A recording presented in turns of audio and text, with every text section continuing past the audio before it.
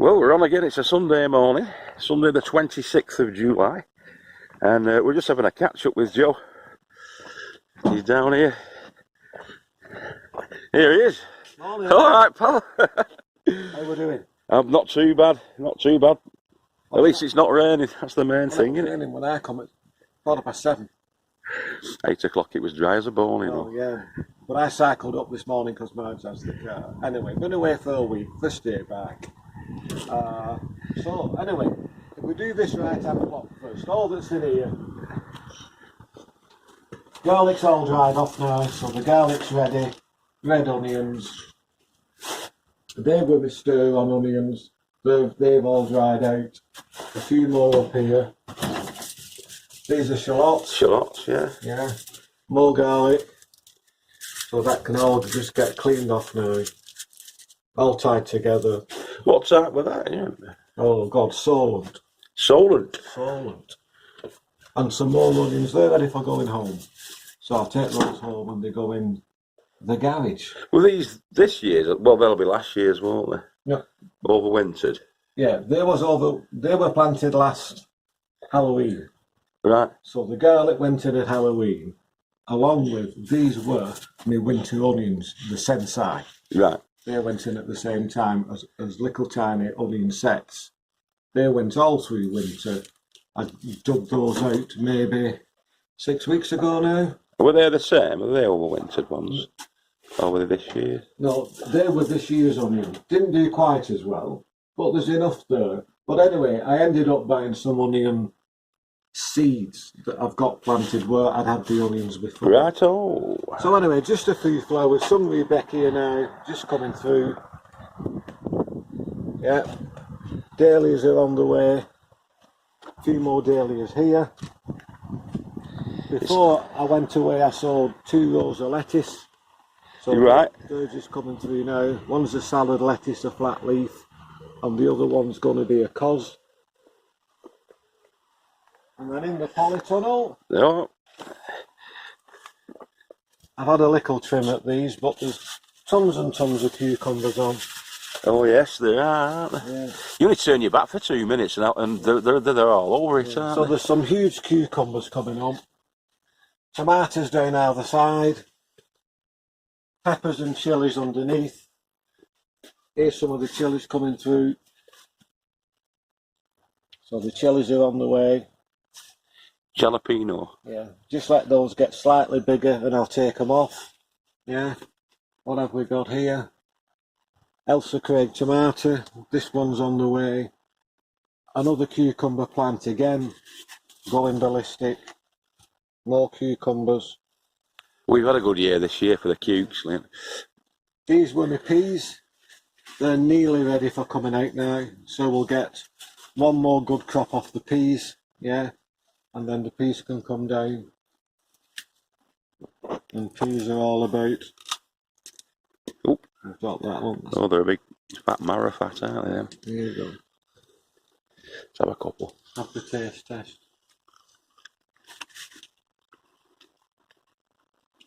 Definitely peas. Taste, definitely peas, Tony, yeah. Moneymaker tomatoes down here. They'll be ready any time. There's 1 or 2 at the bottom there. Yeah. Just coming through. They ripen up from the bottom to the top, don't they? Usually, yeah. As a rule.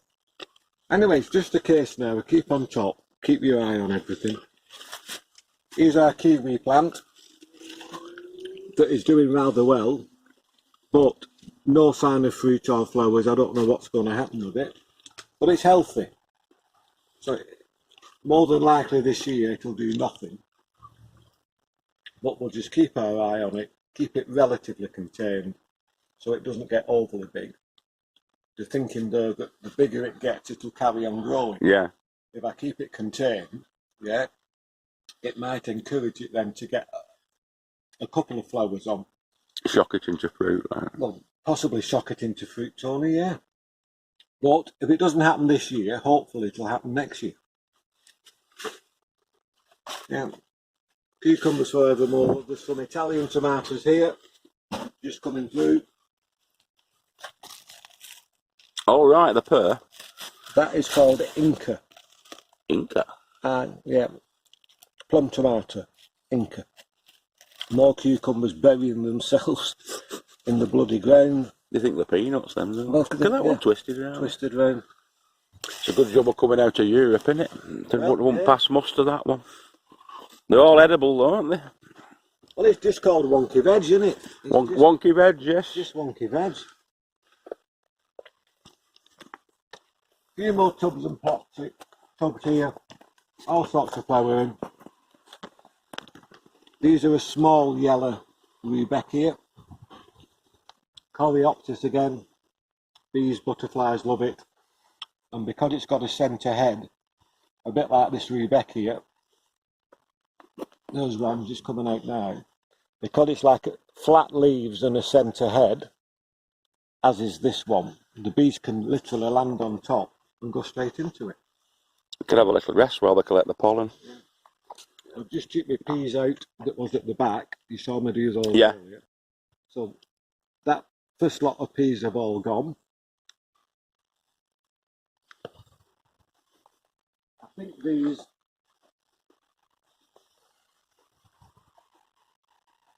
them spring onions. Right. Little springies. Had some spur spring onion seeds. A few flowers here. Calendula, so they'll give us orange flower heads later on, which is just some colour to brighten the thing up. And the potatoes that are there, we'd bought some new potatoes about 3 months ago. Half a dozen left that had started to chit at home. So anyway, planted them in the ground. And up they've come. Shop bought. Shop bought. Cabbage is there, they're all ready for taking home, sharing round. Round heads. Round heads, yeah, just ordinary round head cabbage. With no cavaliers, have we? No, there's no cavaliers, they're all round heads. So these are my espalier. My pear's done pretty well this year, but that's just been pruned back. So I've got quite a few pears on here. Nothing on my apple yet, but again, I've been cutting these down, and as these individual arms start coming up, I keep bringing them back to 3 pairs of leaves. Right. Because if this was a tree, obviously all the branches would be up in the air and going everywhere. But because we've got them tied down and we've got them going along the arms, you can control the branches. Like on that thing of yours there that's just gone ballistic. That's coming down, that. Yeah. But you've no control once they get that big. But at this height now, see, they've all been pruned to 3 pairs of leaves. And the idea being that by cutting them now, it's enough time all through the season to recover. So that will be the fruiting spur for next year. Rather than just let the branch go on and on and on. Bring the branch down, 3-4 pairs of leaves, and that will start again like this has been done. Here's the new stuff coming out. Yeah. Right. Yeah. So they will be next year's fruiting spurs. See, that one was cut, and there's the new growth again.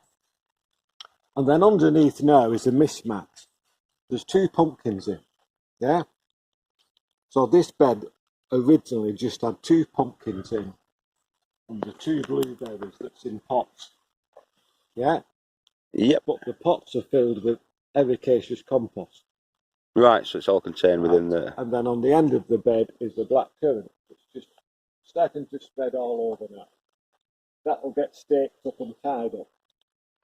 But because my strawberry bed on the other side was poorer this year, I decided I'd put a complete fresh load of strawberries in. So at the end of the year now, when the pumpkins have gone, the blueberries will come out, yeah, in the tubs. The black currant might stay, but this will be my new strawberry bed. Right.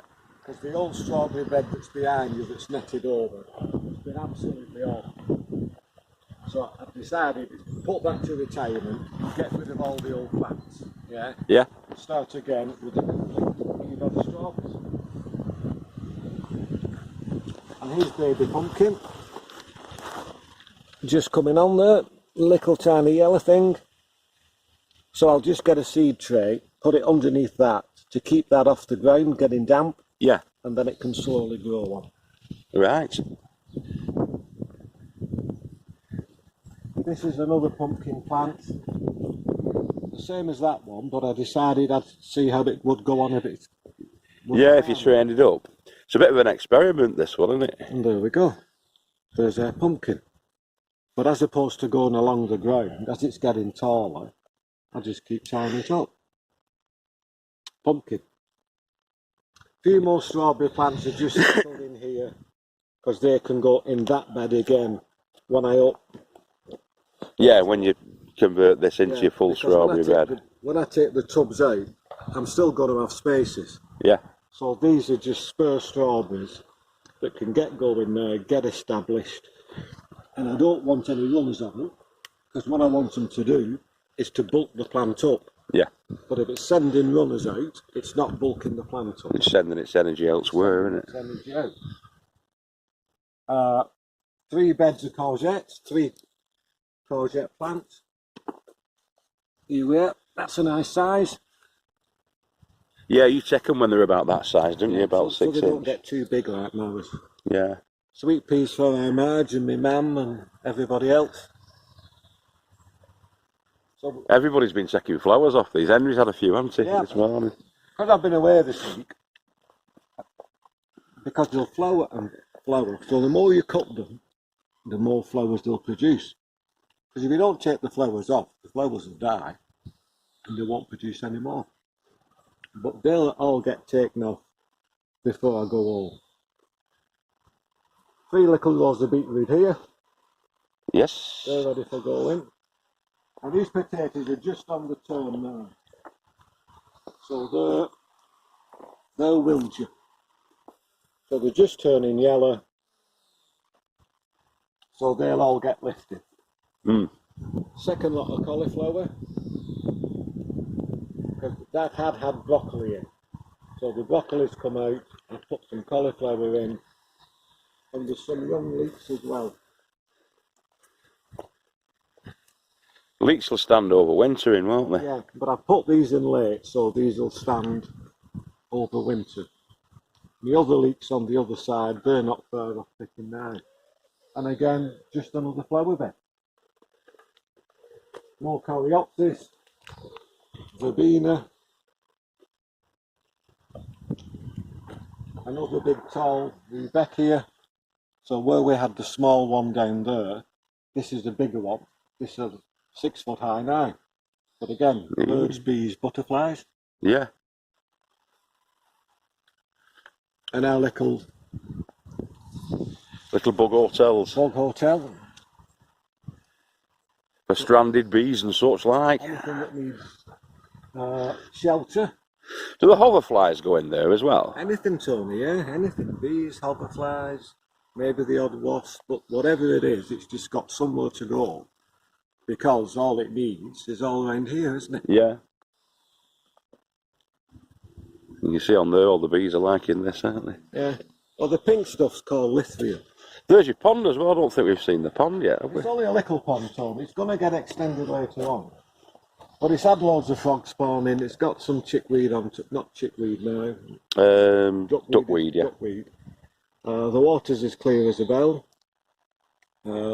So every now and again the birds will come down, and I'm hoping to get some newts. Yeah. But it all adds to it. Yeah. It all adds to it. You want frogs and toads, don't you, creeping around? Yeah, to help with slugs and snails that can...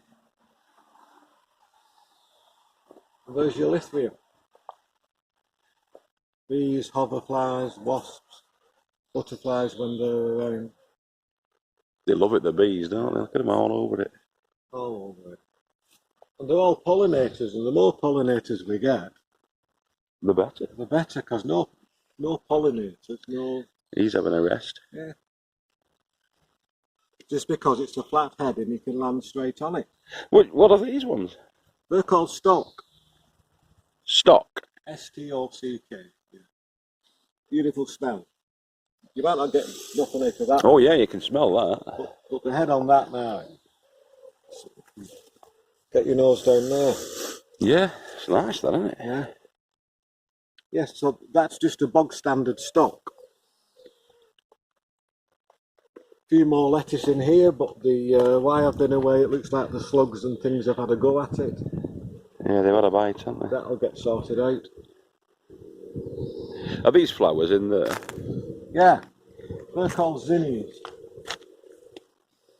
But I've just put that over to keep the wood pigeons off, because as we know up here, we get destroyed with wood pigeons, don't we? Anything green they'll have a go at, won't they? Sprouts in there towards for later on, but they won't be ready yet till November, December really. Yeah. But they're a long, slow crop that had beetroot and lettuce underneath, because they're a shorter crop, so they can slowly grow on now. I can see a couple of beets there. Yeah, that's right. In the middle. And these are Rivendell beans, are they? Yeah, that was a bit of a mess. Somehow we got mixed up, and they should have been dwarf French beans. And however I'd done it, I put dwarf French and climbing French in, because I hadn't labelled one of the little trays. You with me? Yeah. So anyway, they're on the way now. But that's just mixed. A few more leeks at the back, which just takes up some space. More potatoes here. They're just slowly starting to turn. And they've got the potato apples on, some of them. Desiree. Don't eat them apples. No, don't eat those. And two more espaliers behind you.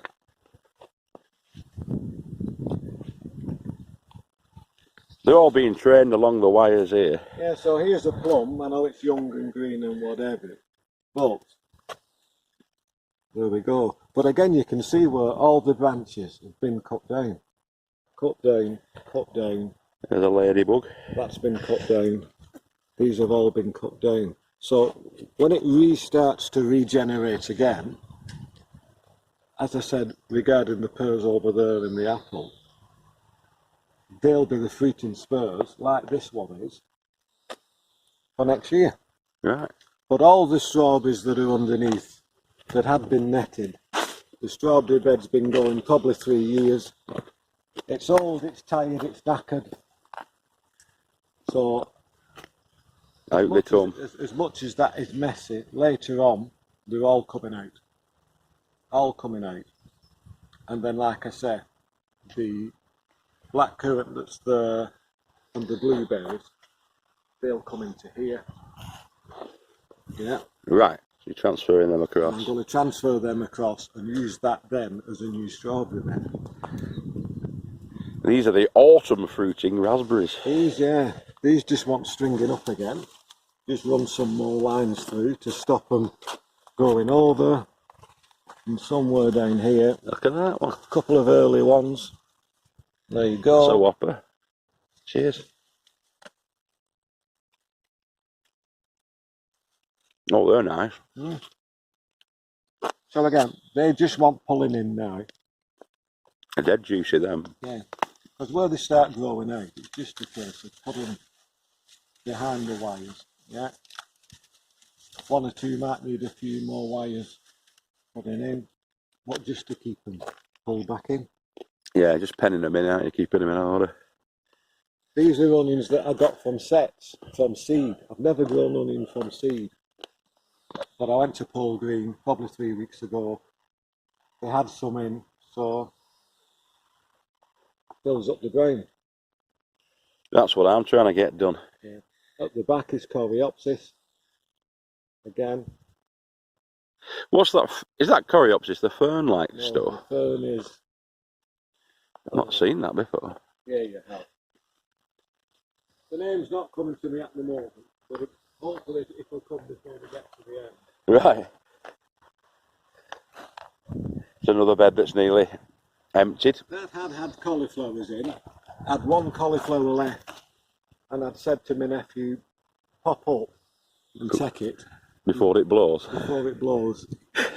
It didn't come up, so it's blown. So that just goes in the compost bin. And it does it dead quick, doesn't it? You'll get a nice, lovely curd, a big head on it. 2 days later, that's what you get. Yeah, they just blow and bust. Load of leeks in this one. So these leeks got planted early. I remember you putting them in. Yeah. Yeah, these got planted in March. And some of them now are nice young leeks ready for taking. There we go. Do a little digging round them, and there's some nice young leeks there that Marge will use in hot pots, casseroles, stews, soups, whatever she makes. Pear tree at the back. Yeah, you've got some on that one, haven't you? Yeah, so that's done rather well this year. Yeah. I'll have to stake my pear tree up as well because it's doing the same thing as yours. Just gets top heavy, but again, it's trying to keep it down to a reasonable size. I don't want it much more than 6 foot. Yeah. Because otherwise it goes all over the place. And you can't grab the fruit, can you? You can't grab the fruit. But then, if it's 6 foot high, it's manageable. Yeah. Yeah. And there's probably 3-4 dozen pears on there. They're all filling up. They'll be ready later on. There's another big bed of spuds. Yeah, these are Winstons. They'll be ready for coming out, as with the Wilgie up at the top. When they all start turning yellow and start to die off, then I'll start rummaging round. I can't remember if Winston are a first or a second earlier Winston. I think Winston are first. Yeah. But they've just been slow this year because we all got caught with that frost earlier. We did. The frost knocked us back a bit, didn't it? Us back. Again, more coreopsis. See, here's the bee's best friend. Yeah. Bee's best friend. And it just takes up a little bit of tying up. The reins hit the middle, but I've got some twist tie around it, so if I start pulling that back together again, I can roll it in. Another little courgette got shoved in there, just because it was a spare one. Here we go again.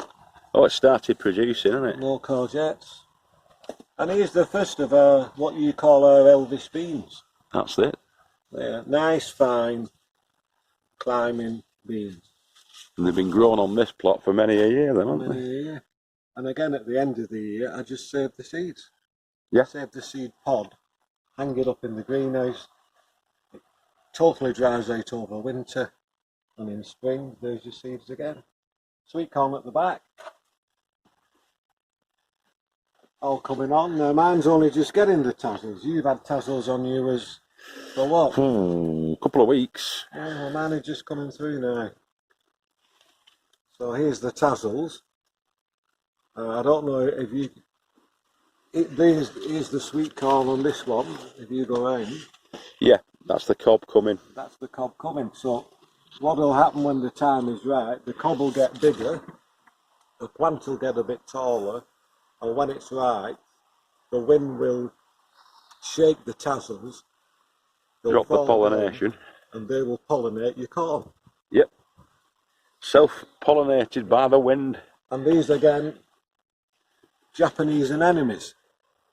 Now, they're not far off, but they're a lovely pink and a white flower. And again, it just uses a bit more space, but I like mixing flowers. You like to draw in the pollinators, don't you? And look after them. But you don't need to draw, just simply veg all the time, mix and match. Yeah. You got the space for it. And finally, the tomato house. In you go. In you go, go on. Interlopers, Luke. Yeah, of course I am. Sorry about the interruption, bit of committee business. We had to go and sort a couple of plots out. Last little two tomatoes. So now, a bit late this year, but it's never too late, but they're all coming on now. These are all money maker. Yeah. So, the big old traditional Tom. Big old traditional Tom, some bonny big tomatoes. Gardener's Delight. They're all ready. Yeah, they're all coming on. But it's just been slow for tomatoes. Here's all our lovely looking grapes, see? Oh, yes. The grapes are all coming on. Start taking, probably cut one or two of these bunches off now. Take them home. More Are they eaters? Yeah, they're eaters. Go